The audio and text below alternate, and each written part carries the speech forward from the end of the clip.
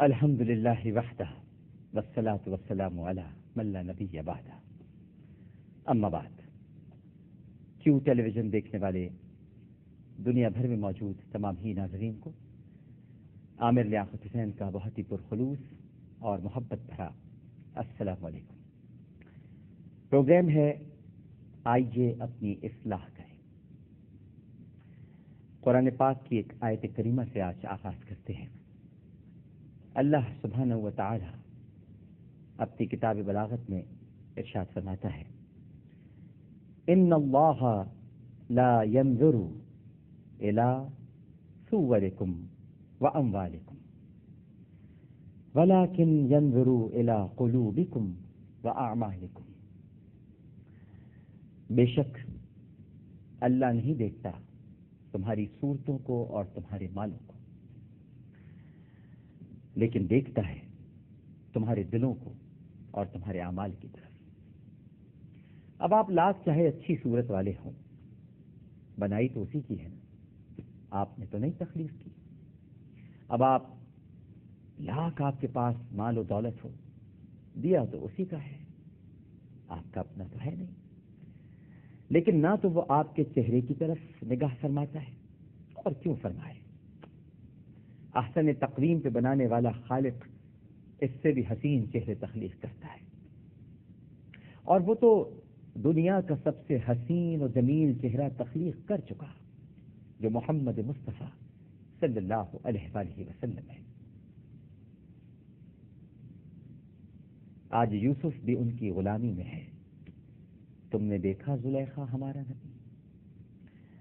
اسی طرح اموال کی جہاں تک بات ہو، مالوں کی بات ہے، مال والے دولت والے اللہ تعالیٰ اس طرف بھی نگاہ نہیں فرماتا، اس لیے کہ وہ یعنی اس کے خزانے میں کسی چیز کی کوئی کمی نہیں ہے۔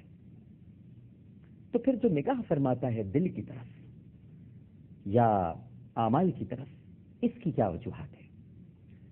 وجوہات یہ ہیں ناظرین کرام کہ دل انسان کے جسم میں سلطان البدن ہے، دل ہی کی حکومت ہے، دل ہی حکومت کرتا ہے، دل ہی میں خدا رہتا ہے۔ اس سے یہ مراد نہیں کہ خدا کسی زمان و مکان میں معاذ اللہ رہائش اختیار فرماتا ہے۔ خدا تو زمان و مکان کے معاملات سے ماورا ہے، بہت آگے ہے، ہماری سوچ بھی وہاں تک نہیں جا سکتی۔ لیکن چونکہ دل سلطان البدن ہے اور سارے جسم کا بادشاہ ہے، اور یہ ذات باری تعالیٰ کا محل نظر ہے ناظرین کرام کہ اس پر ان کی نظر ہوتی ہے، یعنی دل پہ اس کی نگاہ ہوتی ہے۔ اللہ تعالیٰ نے انسانی بدن یعنی جو ہمارا جسم ہے، اس کے اندر اپنی تجلیات کا مرکز، اپنی جلوہ فرمائی کا مرکز اور اپنی آماج گاہ دل کو قرار دیا ہے، لہذا وہ دل کی طرف نگاہ ڈالتا ہے۔ دل کیسا ہے کسی کا؟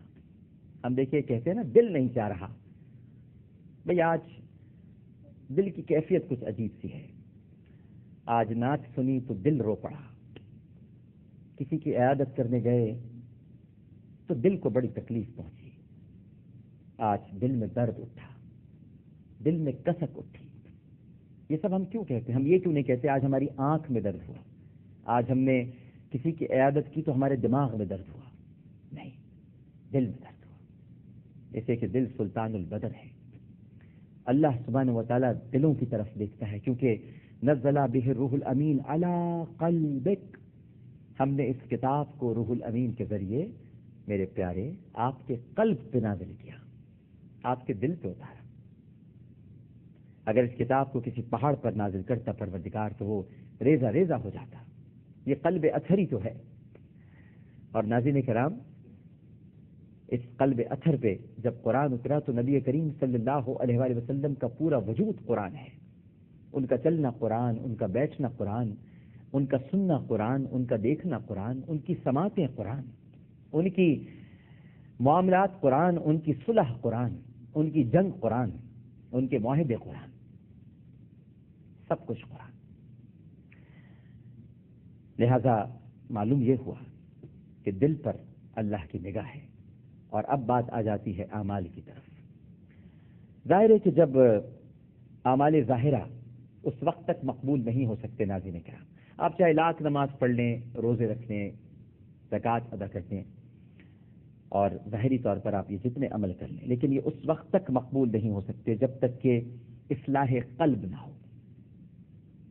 قلب کی اصلاح بہت ضروری ہے، اور اصلاح قلب کے لیے ضروری ہے کہ پہلے اپنی نیت کو درست کریں، کیونکہ اعمال میں نیت کا بہت بڑا درجہ ہے، اور نیت عمل ہے ناظرین کرام قلب کا، یہاں سے ہوتی ہے نیت یہاں سے نہیں ہوتی، نیت یہاں سے نہیں ہوتی، نیت یہاں سے نہیں ہوتی، نیت یہاں سے ادا تو ہو سکتی ہے لیکن ہوتی نہیں ہے، نیت یہاں سے ہوتی ہے، دل کے اندر نیت پروان چڑھتی ہے، دل کے اندر نیت رہائش اختیار کرتی ہے۔ اگر کوئی پوچھے کہ نیت کی کمی گاہ کہاں ہے، تو بلا کسی تردد جواب دے دیجیے گا کہ دل کی کمی گاہ، نیت کی کمی گاہ تو دل ہی ہے، یہ تو وہیں پر رہتی ہے۔ لہذا ناظرین کرام، اب ایک ہوتا ہے عمل کا قبول ہونا اور ایک ہے عمل کا مقبول ہونا، دونوں میں فرق ہے۔ ایک ہوتا ہے قبول ہونا اور ایک ہوتا ہے مقبول ہونا۔ کوئی بھی عمل کسی کے طفیل منظور کر لیا جائے یا شرعی طور پر وہ فرض سر سے اتر جائے لیکن اس پر رضا اور ثواب مرتب نہ ہو تو یوں کہا جائے گا کہ وہ عمل قبول ہو گیا۔ یہ تو عمل کا قبول ہونا ہوا۔ میں نے آپ سے عرض کیا تھا کہ قبول ہونا الگ ہے اور مقبول ہونا الگ ہے، یہ دونوں باتیں بڑی مختلف ہیں، لیکن ایک یہ بھی ہے کہ قبول ہونے کے ساتھ ساتھ مقبول ہو گیا اور اس پر اتنا ثواب عطا فرمایا کہ اس ثواب پر مقام رضا اور مقام عطا فرما دیا، لہذا عمل کا مقبول ہونا ایک دوسری بات ہو گئی۔ اب ہم جو ناظرین کرام اعمال کرتے ہیں اور ہمارا یہ ایمان ہے اور ایمان ہونا بھی چاہیے کہ ہمارے اعمال قبول ہوتے ہیں، لیکن میں آپ سے یہی عرض کروں گا کہ اس وقت تک ہمارے اعمال مقبول نہیں ہوں گے، قبول تو ہوں گے یقیناً۔ آپ کی نماز قبول ہوگی، لوگ سوال کرتے ہیں ہماری نماز قبول ہوئی کہ نہیں ہوئی؟ ارے بھائی کیوں نہیں ہوئی؟ یہ کیا بات ہے؟ اور کیوں پوچھتے ہیں آپ ایسا سوال کہ ہماری نماز قبول ہوئی کہ نہیں؟ قبول تو ہوگی۔ ہمارے روزے قبول ہوئے کہ نہیں ہوئے؟ بالکل ہوں گے۔ ہماری عبادتیں قبول ہوئی کہ نہیں؟ بالکل ہوں گی۔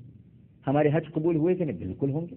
لیکن قبول ہونا الگ ہے، مقبول ہونا الگ ہے، مبرور ہونا الگ ہے۔ قبول ہونے میں تو کوئی شک نہیں ہے، دعائیں قبول ضرور ہوتی ہیں، لیکن دعاؤں کا مقبول ہونا یہ ایک بالکل الگ اور مختلف منزل ہے۔ اس منزل پر آنے کے لیے ذرا طریقت کے پیچ و خم راہوں سے گزرنا پڑتا ہے، یہ کوئی آسان معاملہ نہیں ہے، اور اس کے لیے اصلاح قلب بہت ضروری ہے۔ جب تک قلب کی اصلاح نہیں ہوگی، دل کے معاملات درست نہیں ہوں گے، اس میں موجود زنگ کو دور نہیں کیا جائے گا۔ وہ جو ایک نقطہ ہوتا ہے جو اگر لگ گیا تو پھر وہ نقطہ بڑھتا چلا جاتا ہے۔ دل اگر سیاہ ہو گئے تو پھر کوئی عمل مقبول نہیں ہوگا، قبول ہوگا۔ آج آپ کو ایسی بات بتا کے جا رہا ہوں ناظرین کرام، سوچئے گا کہ قبول ہونا اور مقبول ہونا، ان دونوں میں بڑا فرق ہے۔ مقبول ہو جائے تو پھر مقبول ہو جائے۔ اللہ تعالیٰ کو کوئی بندہ اگر محبوب ہو جاتا ہے تو پھر وہ حضرت جبرائیل علیہ السلام سے ارشاد فرماتا ہے، اے جبرائیل، زمین پر میرا فلاں بندہ مجھے محبوب ہو گیا ہے، لہذا فرشتوں میں اعلان کر دو، بتا دو انہیں کہ فلاں بندہ مجھے محبوب ہے۔ فرشتوں میں اعلان کر دیا جاتا ہے، اور پھر فرشتوں سے کہہ دیا جاتا ہے کہ زمین پر موجود فرشتوں کو یہ بتا دیا جائے کہ اس عرض پر چلنے والا ایک ایسا بھی بندہ ہے جسے اللہ نے پیار کیا ہے، اسے محبوب کر لیا ہے۔ اور پھر وہ زمین کے فرشتے لوگوں کے قلوب میں یہ بات ڈال دیتے ہیں کہ فلاں بندہ اللہ کا محبوب ہے۔ اسی لیے تو کہتے ہیں کہ اللہ والے تو وہی ہوتے ہیں جنہیں دیکھ کر خدا یاد آ جائے، جنہیں دیکھ کر خدا یاد نہ آئے وہ اللہ والے نہیں ہوتے۔